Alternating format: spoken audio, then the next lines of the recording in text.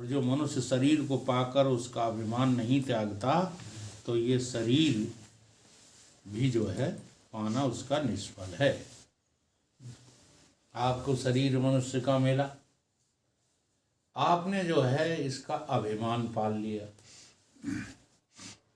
मैं कौन हूँ? ब्राह्मण हूँ, ठाकुर हूँ, बनिया हूँ, हरिजन हूँ। ये देह अभिमान के कारण जो है लोग कहते हैं।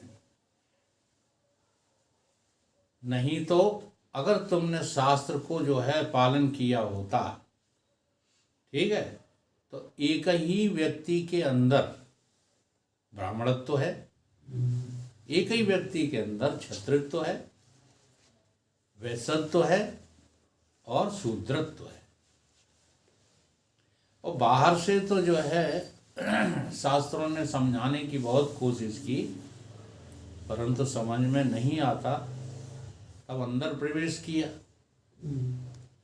अब अंदर की बात भी नहीं समझ में आती, केवल जाति समझ में आती है। ये जाति प्रजाति तो तुम्हारी जो है दिमाग की देन है। जैसे तुम्हारे दिमाग की देन है पीपरा, पीपरा की पूजा करते हो हैं? अब पूछे तुमसे क्यों करते हो, बताओ, कोई भी जवाब दो। श्रेष्ठ है सब। किस बात में श्रेष्ठ है? सब वृक्ष कार्बन डाइऑक्साइड नहीं छोड़ता हो हैं? ऐसे अनेक अनेक तुमको चलो हम जंगल में दिखा दें, और भी एक नहीं हजारों की संख्या में पेड़ हैं, हम जंगल की नौकरी कराए। ये तुम्हारे दिमाग की उपज है। उपज है ये सब। हाँ, तुम्हारे दिमाग ने पीपल को श्रेष्ठ मान लिया तो वो श्रेष्ठ हो गया। जरा अपने दिमाग को तो देखिए, और उसमें भी हमने बता दिया है ना? हाँ चलो। लेकिन तुमने बात को समझा नहीं। अगर बात को समझा होता तो तुम्हारे भीतर जो ब्रह्म तत्व है, उस ब्रह्म तत्व को जानना ही ब्राह्मणत्व है। बाकी कोई ब्राह्मण संसार में नहीं है। अब जरा इनको देखो, किस जाति के हैं? कबीर जी कौन सी जाति के हैं? तो ही नहीं लगता। उनकी जाति का ही पता नहीं, लेकिन ब्राह्मणों के बाप हैं वो। हाँ, कोई ब्राह्मण उनको लगता नहीं है। बड़े बड़े ब्राह्मण, उस काल के बड़े बड़े ऋषिश्वर मुनीश्वर ब्राह्मण सब कबीर बाबा के सामने जो है नतमस्तक हो जाते थे। रैदास जी कौन थे?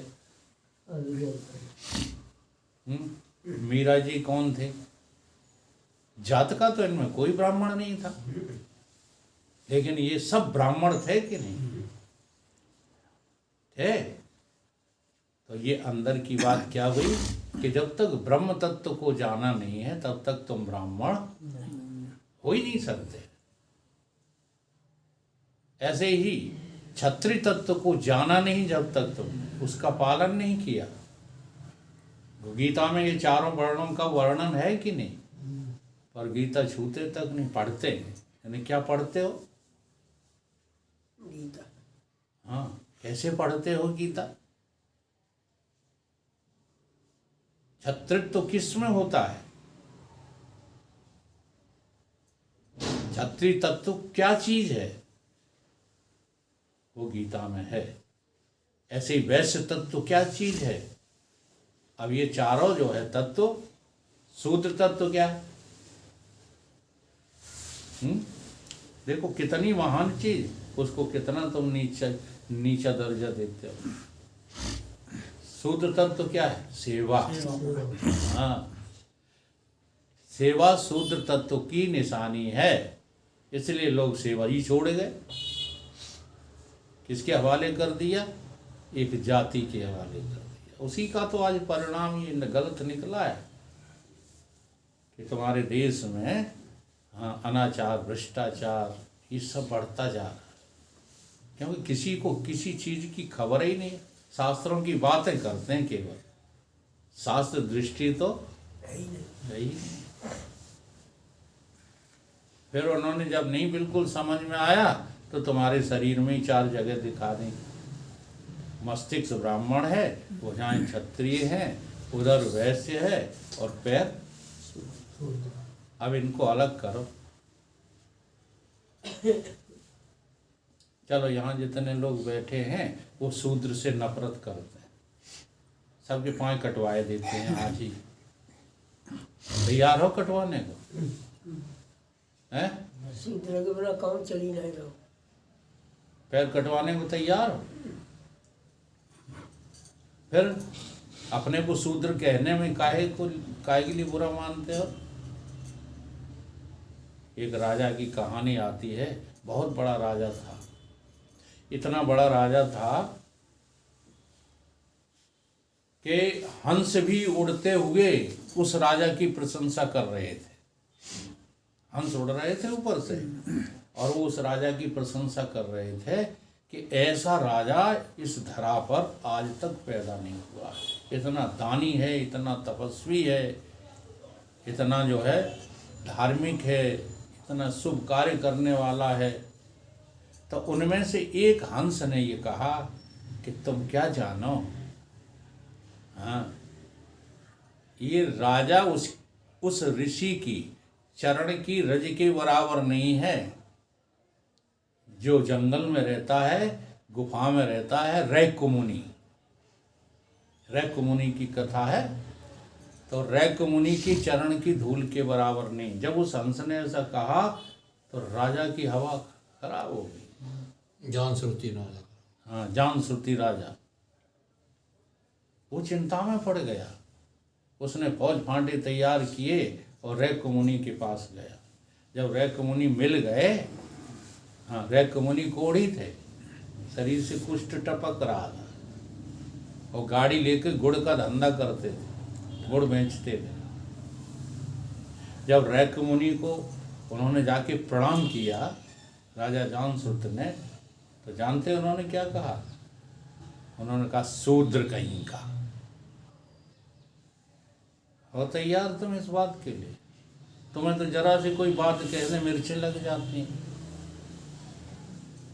शूद्र कहा उस राजा को और कहा मेरी नजर के सामने से हट जा। अब उस राजा को चिंता लग गई कि महाराज ने मुझे शूद्र क्यों कहा। तो शूद्र नाम सेवक का होता है, तो कोई गाली थोड़ी दी थी, लेकिन राजा समझ ही नहीं पाया कि ये बात क्या कही जा रही। अभी तेरा स्तर कौन सा है? सेवा का है, इसलिए अभी सेवा में ही लग। हाँ, अभी तू जो मेरे से पाना चाहता है वो मैं तुझे नहीं दूंगा। ये अर्थ था उसका। तो यहाँ मैं कहानी अधूरी छोड़ता हूँ, बहुत बड़ी कहानी है। यहाँ कहने का अभिप्राय क्या है? शुद्धता को स्वीकार करो, ठीक है। अच्छा, पेट तुम्हारा फाड़ डालें, मस्तिष्क बना रहने दे, हाथ पैर बने रहने, छत्री बने रहने दे और ब्राह्मण बने रहने दे, पेट फाड़ डालें उधर, तैयार फड़वाने के लिए? नहीं है। ऐसे भुजाएं काट देने दो, ब्राह्मण बने रहिए। ऐसे ही ब्राह्मण को हटा दो शरीर में से, फिर ये सब काम कर लेंगे। तो यहाँ कहने का अभिप्राय क्या है? ब्राह्मणत्व, क्षत्रित्व, वैश्यत्व और शूद्रत्व तुम्हारे हृदय में है, ये बाहर कहीं नहीं है। जो इतना शास्त्र दृष्टि रखते हैं वो तो फिर भगवान के पथ पर आगे बढ़ सकते हैं, और जिनके पास ये दृष्टि नहीं है वो घमंड किए रहे अपने ब्राह्मणत्व का, अपने ठकुरत्व का, अपने वैश्यत्व का, खाली घमंड किए रहो। और इस घमंड में तुमने अपने आप को बर्बाद कर लिया। आज देश में अंतर्देशीय युद्ध चल रहे हैं। ये मत समझना कि हिंदू मुसलमान ही युद्ध चल रहा है।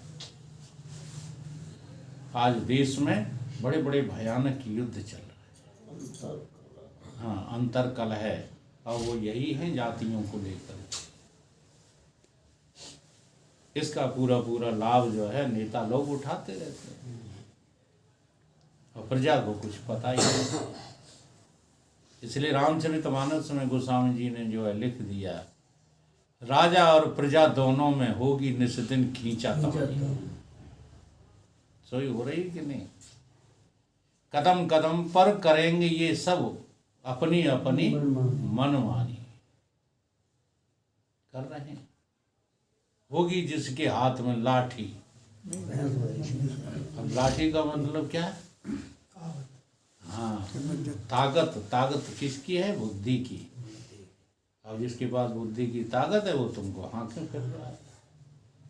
काहे का प्रजातंत्र है? हम तो ये कहते हैं राजतंत्र ही वास्तव में प्रजातंत्र था। जो राजतंत्र था ना, हाँ, प्रजा में कितना प्रेम था आपस में, है। राजा भी जो है 4 लोगों की बात मानने को बाध्य होता था। तो वो प्रजातंत्र था। ये प्रजातंत्र है जहाँ सब अपनी मनमानी कर रहे हैं। तो आज नष्ट भ्रष्ट हो चुका है आदमी। वो समझ क्या रहा है? समझ रहा है हाँ बड़े वैज्ञानिक हो गए। सब निष्फल है। इसका जीना तभी श्रेष्ठ है जब आत्म पद को पावे। मोटी सी बात है सभी शास्त्रों का, ग्रंथों का, पुराणों का और नए नए जो लिखे जा रहे हैं, सबका निचोड़ ही है कि आत्मा को जाने बिना मनुष्य की जीवन जिंदगी 2 कौड़ी की। 2 कौड़ी की। आत्मा को जानने के बाद मनुष्यता फलित होती है और कोई जो है दिलचस्पी नहीं है। सत्य के प्रति किसी की कोई दिलचस्पी नहीं, सब झूठम झाड़।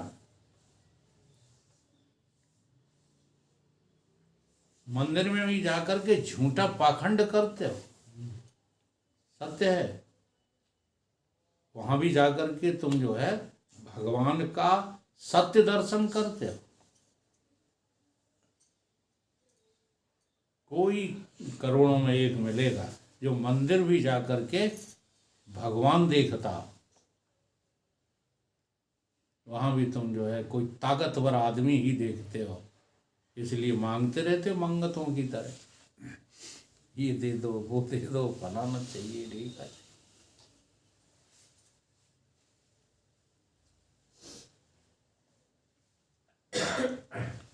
आत्मपद की प्राप्ति अभ्यास से होती है। जैसे जल पृथ्वी खोदने से निकलता है, वैसे ही आत्मपद की प्राप्ति अभ्यास से होती है। जो आत्मपद से विमुख होकर आशा फांसी में फंसे हैं, वे संसार में भटकते रहते हैं। हे मुनीश्वर, जैसे सागर तरंग अनेक उत्पन्न होकर नष्ट हो जाती हैं, वैसे ही ये लक्ष्मी भी क्षणभंगुर है। इसको पाकर जो अभिमान करता है वो बहुत बड़ा मूर्ख है। पहले तो देह को पाकर के जो अभिमान करता है वो देह अभिमानी मूर्ख है। फिर इस देह के द्वारा जो कुछ जो है इकट्ठा करते हो, धन आदि पदार्थ आदि, संसार का वैभव आदि, उसे पाकर अभिमान करते हो और अव्वल नंबर के मूर्ख हो गए। तो पढ़ाई काहे की पढ़ाई जा रही है आजकल? मूर्खता की। लगता है ऐसा? कोई शास्त्र सुनाएंगे, अब योग वशिष्ठ चालू करो, पालन करोगे योग वशिष्ठ का? नहीं है, हिम्मत नहीं है पालन करने की। क्या है? तो फिर सुन का रहे अगर पालन नहीं करोगे। यूं ही थोड़ी लिख दिया गोस्वामी जी ने, लुप्त भये सद ग्रंथ, ऐसे ही लुप्त हो गए। सब जगह पढ़े जा रहे हैं, बोले जा रहे हैं। भागवतों की तो लाइन लग गई। अब पहले भागवत होती, अब होते हैं भागवतें। अब क्या होती हैं? भागवतें। बहुवचन आएगा। पहले तो केवल एक भागवत हुई थी कि राजा परीक्षित तर गए, और जितने भी वहां बैठे होंगे श्रोता ईमानदार, वो सब तर गए। आज भागवतें होने लगी, तरता वरता कोई नहीं, तरने वाली कोई उसमें स्कीम ही नहीं है घरों काम से। बस चलो मनोरंजन कराएं, चल कर देखो गिरे पड़ रहे हैं। हम तो बड़ी धरती काटे मुरारी, क्या करेंगे, लट्ठे उठाएं तो आए लाएं।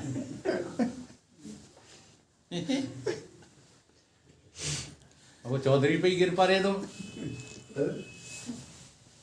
कोई नहीं है।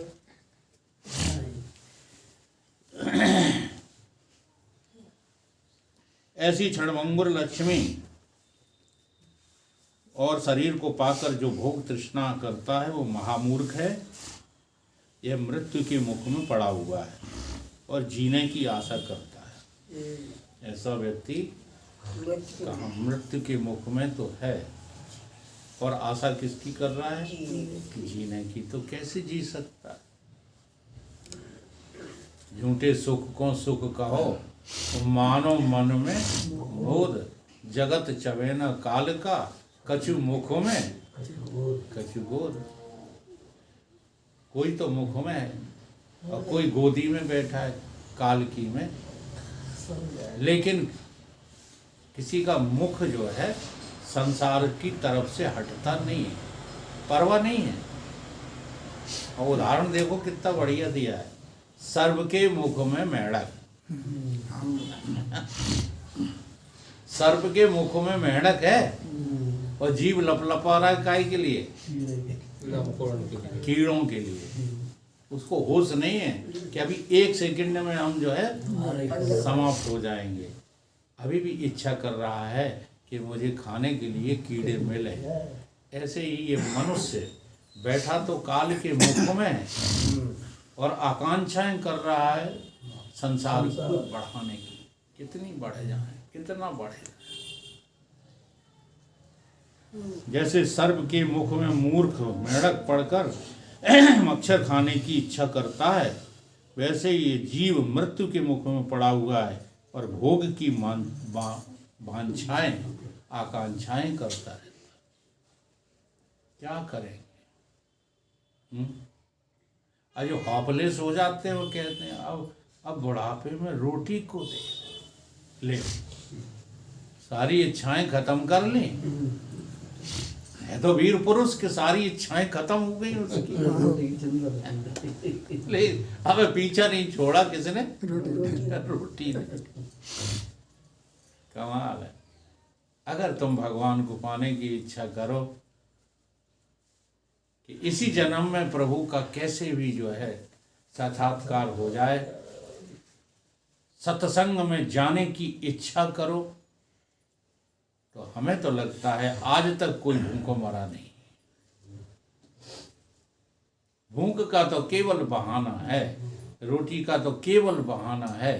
रोटी के कारण से तुमने परमात्मा को पाना छोड़ दिया। कैसे मूर्ख हो। जब युवावस्था नदी के प्रवाह की नाई चली गई, तब वृद्ध अवस्था आती है। इसमें महादुख प्रकट हो जाते हैं और शरीर जर्जर हो जाता है और मरने की तरफ भागने लगता है। हाँ। अब देखो, पशुओं में केवल कष्ट होता है, दुख नहीं होता पशुओं में। कष्ट होता। हाँ, कष्ट तो बहुत होता है और मनुष्य में कष्टों के निवारण की बुद्धि तो है, परंतु दुख इतने हैं कि हाँ। अभी देखो, आज तुम भूखों नहीं मरे, आज तुमको रोटी मिली कि नहीं मिली, लेकिन योजनाएं बना रहे हो कब की? कल की। इसलिए तुम दुखी हो। तुम्हारे दुख का कारण केवल तुम्हारी मूर्खता है और कुछ भी नहीं। पशु कभी योजनाएं नहीं बनाता और पशु कभी ज्यादा भी नहीं खाता। ये भी दोनों बात नहीं है। मनुष्य खूब समझदार होगा। महाराज जी कहते हैं कि हमसे ज़्यादा रसना इंद्रिय पे कंट्रोल करने वाला कोई मिलेगा नहीं तुम्हें, लेकिन हम भी बह जाते हैं तुम लोगों के चक्कर में। महाराज जी उन्होंने बड़े प्रेम से बनाया है, अब तुम्हारे प्रेम में फंस गए होंगे। वो ज़्यादा खाएंगे, काय में फंस गए। प्रबल प्रेम के पाले पड़कर फिर उनको नियम बदल के दिए। प्रभु को बाउंडिंग करते देखा। बड़ा गजब है। इसलिए मनुष्य से पशु श्रेष्ठ है, इसलिए श्रेष्ठ है। आहार निद्रा भय मैथुन में पशु ज्यादा मनुष्य से श्रेष्ठ है। ठीक, केवल निकृष्ट है पशु तो इसी बात में कि उसके पास भगवान की तरफ बढ़ने की अकल नहीं। अब वो तुम्हारे पास है, तुम उसका सदुपयोग नहीं कर रहे। सत्संग छोड़ दोगे, बाकी बक संग में लग जाओ। अब जितने भी सवेरे प्रभात फेरी पे औरतें और आदमी आते हैं, इन्हें खूब जो है वहाँ पे सोने के पात्र पे लिख करके देना कि सत्संग में आए जाओ, आएंगे नहीं। इतने मूर्ख हैं ये सब फेरी फेरी लगाने वाले। कह देना इस तरह से कहा है चौधरी साहब, तो हिम्मत है तो सत्संग में बैठ करके दिखाओ, नहीं तुम धर्मात्मा कोई नहीं हो। ये कहो नहीं आएंगे, कहो नहीं आएंगे। कोई धर्मात्मा नहीं हो, सब पाखंडी हो। इस पाखंड का जब तक त्याग नहीं होगा तब तक धर्म की उन्नति कैसे होगी। आज पाखंड ने धर्म की जगह ले ली है। हाँ, चारों तरफ पाखंड छाया हुआ है। क्यों? क्योंकि पाखंड में संसार को पाने की सुविधा मिल जाती है। अब वृद्ध हो गए, अभी तक कर कर के मर गए। हाँ, रिश्वतें खाई, खूब लोगों की बेईमानी करी, अब भजन चढ़ा है बुढ़ापे में। इस भजन से तुम्हारा बुढ़ापा बच जाएगा क्या? बुढ़ापा तो फिर भी जो आएगा। मृत्यु तो आएगी। अगर मृत्यु से बचना है, आश्चर्यजनक एक बात सुनिए, मृत्यु से छुड़वाते गुरुवर। अगर मृत्यु से बचना है तो सत्संग में आपको आना ही पड़ेगा। सत्य की चर्चा ही मृत्यु से बचा सकती है, और कोई दूसरा उपाय है ही नहीं। अब वो लोग वहीं निर्णय किए बैठे रहते हैं, हाँ मृत्यु से कोई बचा है आज तक है? तो दूसरा प्रश्न खड़ा करो, मृत्यु को किसी ने देखा है? जब देखा ही नहीं है तो काहे को चिल्लाते रहते हो कि हाय मर जाएंगे, हाय मर जाएंगे। मृत्यु को यदि देखना है, जी हाँ, तो सत्संग में आओ, सतगुरु की शरण में आओ। सतगुरु के अलावा और तुम्हें मृत्यु कोई दिखा नहीं सकता। एक बार तुमने मृत्यु को देख लिया तो तुम खुद कहोगे कि मृत्यु नाम की चीज होती ही नहीं। जो मनुष्य पदार्थ को सत्य और सुख रूप जान करके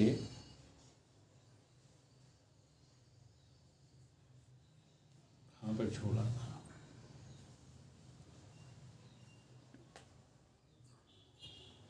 मूर्ख पुरुष का जीना दुख के निमित्त है। जैसे वृद्ध मनुष्य का जीना दुख का कारण है, वैसे ही अज्ञानी का जीना दुख का कारण है। उसके बहुत जीने से मरना श्रेष्ठ है। जिस पुरुष ने मनुष्य शरीर पाकर आत्मपद पाने का यत्न नहीं किया, उसने अपना आप नाश कर लिया और आत्महत्यारा हो गया। गोस्वामी जी ने भी आत्महत्यारी की यही परिभाषा दी है, आत्मा हन गति जाए।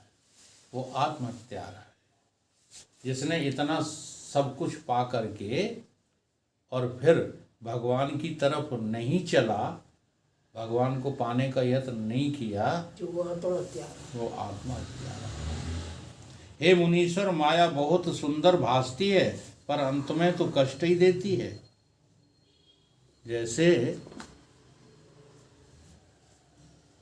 जैसे बीज को भीतर से घुन खा जाता है और बाहर से बहुत सुंदर दिखता है, वही ये जीव बाहर से सुंदर दृष्टि आता है और भीतर से उसको तृष्णा खा जाती है।